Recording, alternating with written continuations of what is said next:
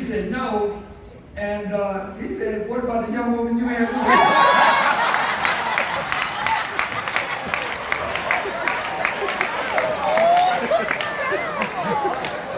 See, this was supposed to happen.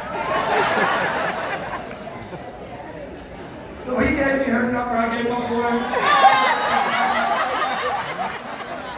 And I'll never forget, I had one of my friends who knew her call her up, and I'm listening on the other end of the phone.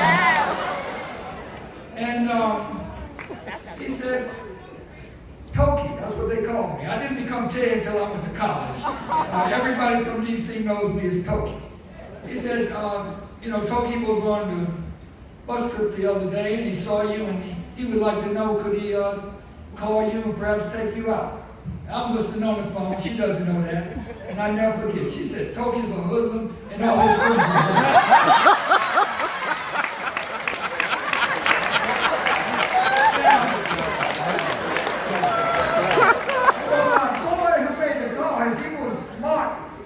there.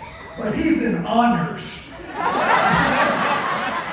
So since I was a smart hooker, I got to think.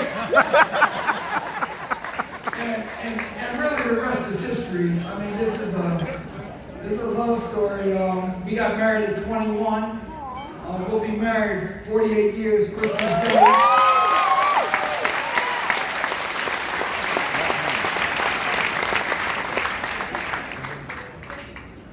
Nana was inducted herself, along with me, into the Hall of Fame yesterday.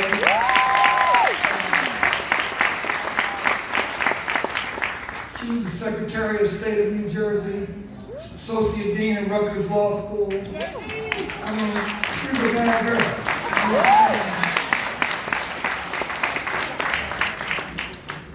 In addition to thanking Nana and my son Philip and daughter Teresa, I want to thank the Garden State Bar Association of New Jersey.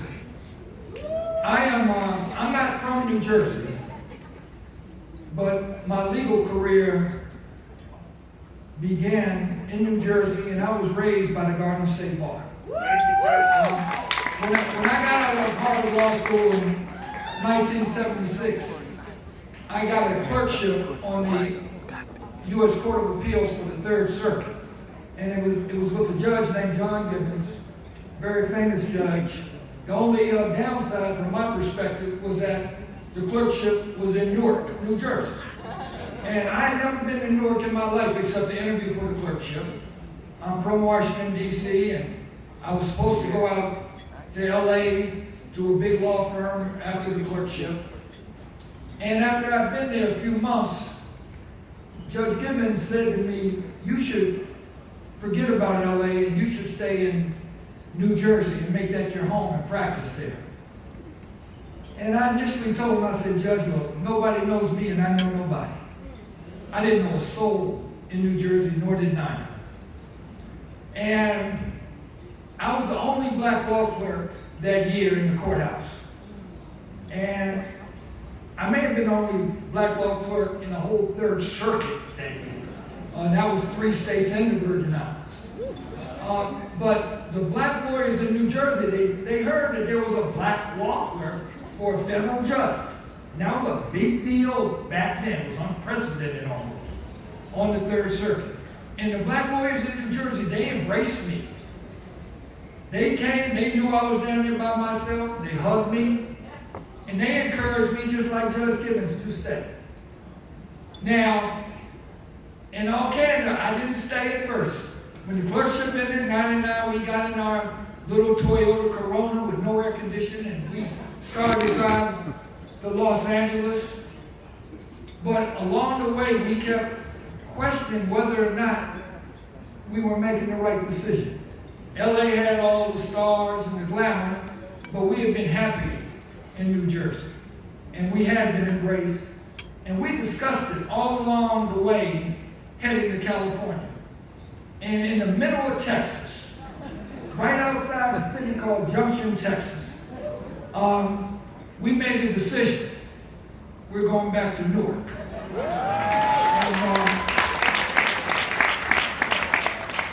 And, we finished the trip because we had what little furniture we had been shipped to LA. We got there, and I worked at the law firm, Paul Hastings and Donofsky, for 10 days. I was a 26-year-old kid, and I was frightened to tell them that I was going to stop the job and go back to Newark. And I was scared. It took me 10 days to get my courage.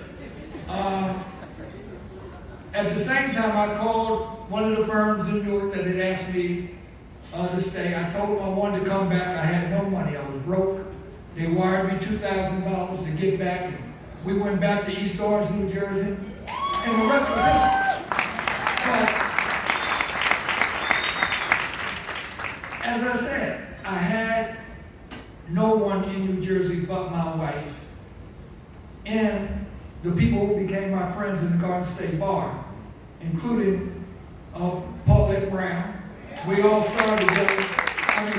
Paulette and I are born on the same day, April 28th. I'm 1950, she's 51. But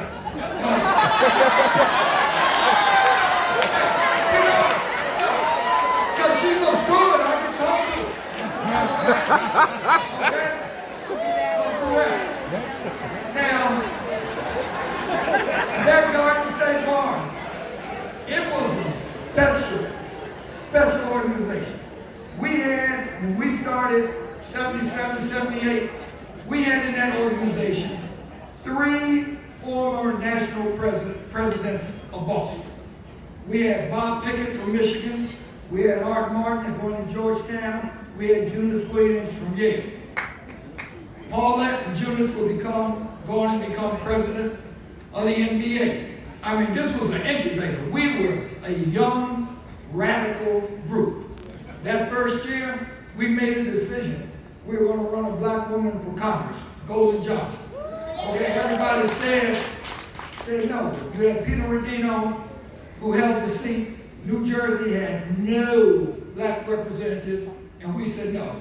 We wanted a black representative. We didn't really care about Rodino's seniority. We thought it was time.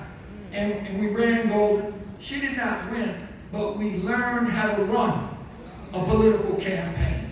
We learned how to raise money. And eventually, we ran Donald Payne, and he won and became the congressman from New Jersey, the first African American. Look, I want to end with 2 stories. I've devoted most of my career to trying to break stereotypes. To the extent there's a glass ceiling in terms of the types of cases that people think black lawyers can handle. I've done my best to break that ceiling. One of my mentors in law school was Derek Bell. And I mean, I had this incredible class at Harvard Law School. The people who were there with me, I mean, I'm lucky. Just like I met Nine on that bus, I happened to get to Harvard Law School at this special moment in time. In my class, I had Ken Chenault, who was going to be head of American Express. I had Kurt Schmoke, who was going to be the mayor of Baltimore, the dean of Howard. I had John Payton, who was going to head LDF. I had Ken Frazier, who was going to head Merck. I had Charles Ogletree. I don't have to say anything but Charles Ogletree. Okay. All of us were together playing basketball, football, but sitting at the knee of Derek Bell. And what Derek Bell would tell us is that all of you cannot go and work at LDF. There ain't that many civil rights jobs. He said, so my job is to try to get you to have a Thurgood Marshall attitude, a Thurgood Marshall state of mind, but take it into all parts of the legal profession.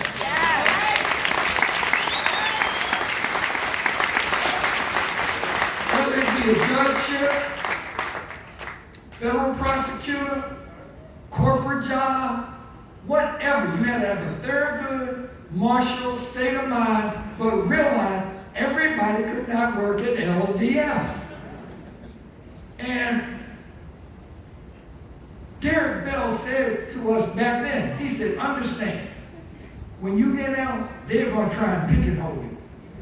They're going to try and say, only thing black lawyers can do is civil rights cases. Even, somebody like Bob Carter argued 22 cases in the U.S. Supreme Court. Bob Carter used to say to me after he became a federal judge, he said, Ted, when they bring in the big antitrust cases, they act like I can't learn antitrust. He said, I've argued 22 cases, 121, and they act like I can't do sophisticated securities work. Okay, that was the attitude, and Derek Bell predicted it, and I saw it. And what I've tried to do in terms of representing some of the biggest companies in the world in some of the most complex cases, doing the big white collar cases. We're often in all candor, I'm the only black lawyer on the team. But what I tried to do in every one of those cases is break that stereotype to make it acceptable to hire a black man or a black woman to try those big billion-dollar cases.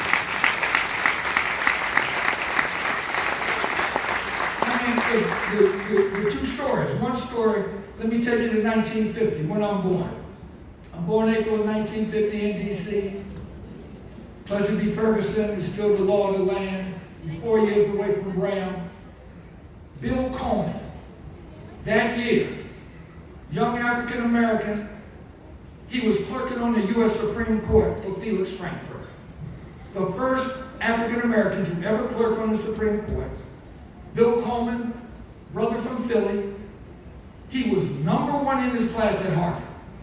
He was on the Harvard Law Review, the president. #1 in his class, President Harvard Law Review, first black clerk on the U.S. Supreme Court. He could not get an interview. Forget a job. He could not get an interview with a major law firm. At that time, there were no African Americans, persons of color, at any of the major law firms in this country. And he couldn't even get an interview. Now, he ended up in 1950 getting a job at the Paul Weiss law firm, where many years later, I would be the head of litigation. Now, how did he get the job? Let me tell you. He was crying one day to his fellow Supreme Court clerks in 1950 how he could not even get an interview. And one of the clerks, Lou Pollack, who would go on to become the dean of Yale and the University of Pennsylvania and a great federal judge, Lou Pollack said, well, look, I've got an idea. My girlfriend's daddy is a partner in a big New York law firm, Weiss. And I'm going to talk to my girlfriend's daddy to see that must be nice. If they'll give you a job. I'm going to go vouch for you, the #1 person in this class at Harvard. Needed to be vouched for. But Pollack went and talked to Lou Weiss at Paul Weiss. And Lou Weiss said, we'll take a chance. I mean, think about it, we'll take a chance. But they gave him the job. Now, when you talk about the power and value of diversity, this is a great story because Paul Weiss thought they were doing Bill Coleman a favor.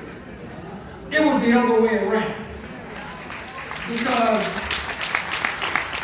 Bill Coleman had been at Paul Weiss, he starts in fall of 1950. Bill Coleman had been there about 6 months, and Thurgood Marshall called Bill Coleman. He didn't call Lou Weiss, he called Bill Coleman. And he said to Bill Coleman, you are the only African American ever to clerk on the U.S. Supreme Court. We have these school desegregation cases coming through the pipeline. We want to know, will you work with us part-time, pro bono with LDF to help us strategize on the school desegregation cases? Bill Coleman said yes, but he also returned the favor to Lou Pollack. He said, I have a young associate who clerked on the Supreme Court with me, Bill Pollack. Can I bring him? So Lou Pollack got to come and work with Thurgood Marshall along with Bill Coleman on the Brown versus Board of Education case. Now, the people at Paul Weiss tell you with great pride. Paul Weiss was there at the beginning. We worked on the Brown cases. It's a true story. But the only reason it's true, because they took a chance and hired Bill Coleman. And that was the state of the legal profession in terms of big law in 1950, the year I was born. Let me move fast forward to 2014. The movie Selma had just come out, and Barack and Michelle Obama decided to have a special showing of the movie in the White House theater. And only seats about maybe 100 people. And I got invited along with Cheryl and Eiffel from LDF. And Nina and I were very excited. We had never been to the White House theater. You know, we had the same question everybody has. Do they serve you popcorn? And they do. And they had the whole cast from Selma. They had Oprah and everybody else there. John Lewis was there. And after the filming, President Obama was so excited about the film and the crowd that was there that he took a number of us to the Oval Office. And it was an exciting moment because if you remember from the movie, you have Martin Luther King Jr. in the Oval Office with President Johnson talking about the Voting Rights Act bill. And now I'm in the Oval Office, same couch, same color from the movie, with our first black president. And so that should have been this great moment. But there was a problem. The problem was Ferguson. The problem was we went there to the White House at the same time that the protests were going on in Ferguson, Missouri. And I'll never forget, Cheryl and Eiffel, we kind of went off in the corner because I'm a former chair of LDF, and Cheryl Lynn is one of the great executive directors of LDF. And she deserves everybody's applause. She was a jewel. And Cheryl and I are talking in the corner, talking about how bizarre this whole scene was, where we had an African-American president, we're in the Oval Office, we got Oprah Winfrey in the room, we got John Lewis in the room, and yet Cheryl Lynn that morning had to get on the plane and go to Ferguson.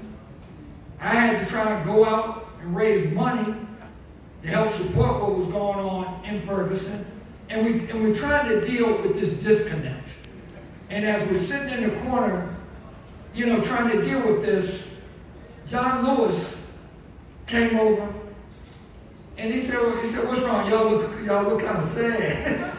And we said what was on our minds, trying to deal with, you know, this contradiction that we were observing. He said, "Look," he said, "I was the one that hit on the head and beat up." He said, "I want you to be optimistic." He said, "Cheryl, you get on that plane in the morning, you go to Ferguson." He said, "Ted, you go raise the money." And he said, "You got to keep positive. Don't get negative." And that's my real message to all of you. Stay positive. Don't get negative. Please understand, this struggle we're involved in is going to go on for another 200 years. So just buckle up.